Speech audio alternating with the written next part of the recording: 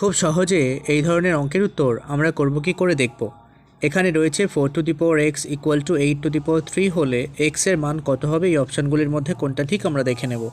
এই অঙ্কটা করতে হলে আমরা করব কি, এখানে যে 4 রয়েছে প্রথমে সেই 4 বা অর্থাৎ বেসটাকে 2 এর পাওয়ারে ভাঙাবো।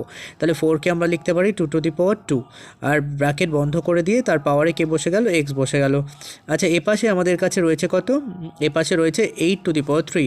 8⁻3কে আমরা করব কি 2⁻3, অর্থাৎ 8কে আমরা লিখলাম 2⁻3, তার বাইরে আবার কে রয়েছে 3। এখন আমরা জানি এই ভেতরের পাওয়ার আর বাইরের পাওয়ারের গুণ হয়, তাহলে 2 কত পাবো, এই 2 আর এই x গুণ করে হবে 2x, কারণ ভেতরের পাওয়ার আর বাইরের পাওয়ার গুণ হয়ে গেছে। আর এক্ষেত্রে আমরা এই বেস 2 লিখলাম, এখন এই ভেতরের পাওয়ার 3 আর এই বাইরের পাওয়ার 3, এই দুটো গুণ হয়ে 3 3 9, মানে 3 9 হবে। এখন যখন বেস সমান হয়ে যায় তখন পাওয়ারে কিছু আছে, তাহলে বেস ভ্যানিশ হয়ে যায়। এটা ফর্মুলা কিসের, সূচকের। তাহলে আমরা 2x = কত পাবো, 9।